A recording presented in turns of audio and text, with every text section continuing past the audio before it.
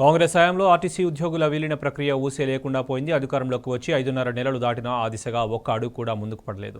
ఆర్టీసీని విలీనం చేస్తే ఉద్యోగుల జీతాలు పెంచాల్సి వస్తుందనే సాకుతో హస్తం సర్కారు కావాలనే కాలయాపన చేస్తుందనే విమర్శలు బలంగా వినిపిస్తున్నాయి.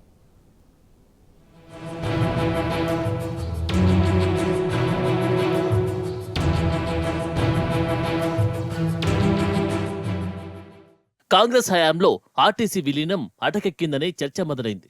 గత ప్రభుత్వ హయాంలోనే 90% ప్రక్రియ పూర్తయినా ప్రభుత్వం నుంచి మాత్రం ఎలాంటి సానుకూల సంకేతాలు కనిపించడం లేదు. ఆర్టీసీ ఉద్యోగ సంఘాలు ఎన్ని పర్యాయాలు ఈ విషయాన్ని ప్రభుత్వం దృష్టికి తీసుకెళ్లినా నోరు మెదపడం లేదు. ఆర్టీసీలో 2019లో సుదీర్ఘ సమ్మె జరిగిన సమయంలో ఉద్యోగుల విలీనంపై కొంత చర్చ జరిగింది.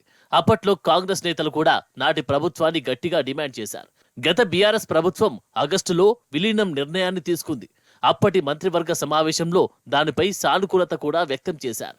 అసెంబ్లీ సమావేశాల్లో బిల్లు కూడా ప్రవేశపెట్టారు. సెప్టెంబర్ మొదటి వారంలో బిల్లుపై గవర్నర్ ఆమోదముద్ర వేయడంతో ప్రభుత్వం గెజిట్ నోటిఫికేషన్ను జారీ చేసింది. దీంతో ఆర్టీసీ ఉద్యోగులు ప్రభుత్వ ఉద్యోగులుగా మారినట్టయింది.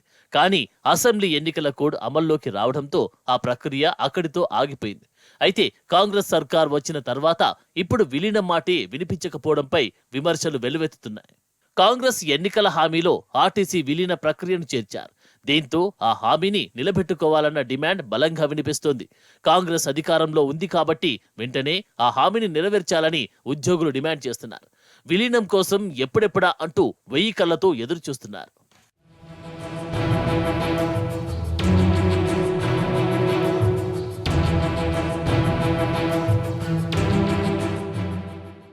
నిజానికి ఆర్టీసీ విలీన ప్రక్రియ గత ప్రభుత్వ హయాంలోనే 90% పూర్తయింది. విధి విధానాలకు గత ప్రభుత్వం ఏర్పాటు చేసిన కమిటీ వద్దనుకుంటే ఇప్పటి సర్కార్ కొత్త కమిటీ వేసి వీలైనంత తొందరలో నివేదిక తెప్పించుకొని దాన్ని అమలు చేయాలి. ఆర్టీసీ ఉద్యోగుల జీతాలు కూడా పెరిగేందుకు ప్రభుత్వం సహకరించినట్లవుతుంది. కానీ ఎందుకనో సర్కారు మాత్రం ఆ దిశగా అడుగులు వేయడం లేదు.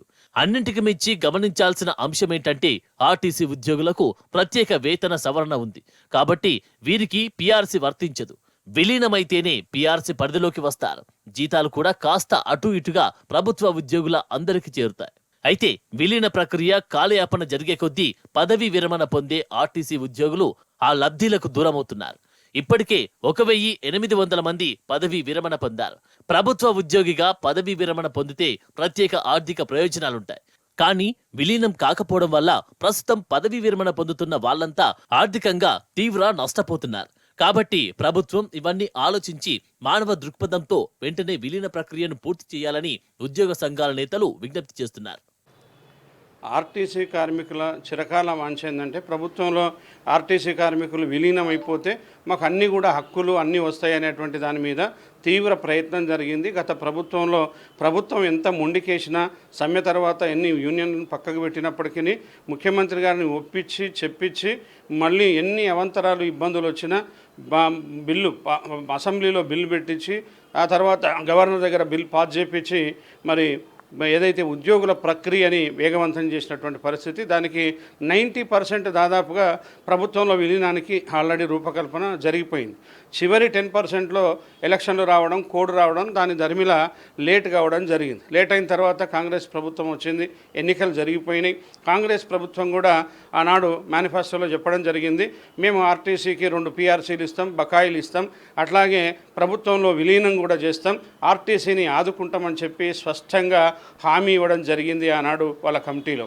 దాని ప్రకారంగా ఆర్టీసీ ఉద్యోగులు ఏది ఏమైనా మరి ఒక కాంగ్రెస్ పార్టీ చేస్తుందనే దాని మీద ఆనాడు ముఖ్యమంత్రి ఎంత ఇబ్బంది వచ్చినా ఎన్ని వచ్చినా కానీ చేయడం జరిగింది. కానీ ఆ 10%లో ఆగిపోయింది కాబట్టి ఈ ప్రభుత్వం వచ్చింది. కాబట్టి దీన్ని ముఖ్యమంత్రి గారు, ఆనాడున్న ముఖ్యమంత్రి గారు దీన్ని పెద్ద మొత్తంలో ఆదుకోవడం జరిగింది.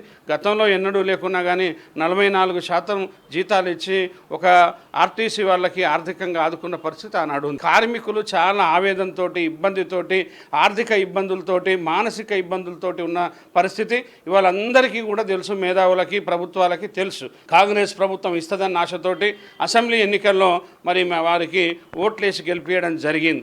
అయినప్పటికీ మరి వాళ్ళు ఇస్తా అన్నారు, మళ్ళీ ఎన్నికలు రావడం, కోడ్ రావడం, ఇదంతా జరిగింది. మరి 3 నెలలు అయింది. ఆర్టీసీ ప్రభుత్వాన్ని ఆదుకోవాలని చెప్పి, ఇది ప్రజలకు అంకితం చేయాలని చెప్పి నేను ముఖ్యమంత్రి గారికి ప్రత్యేకంగా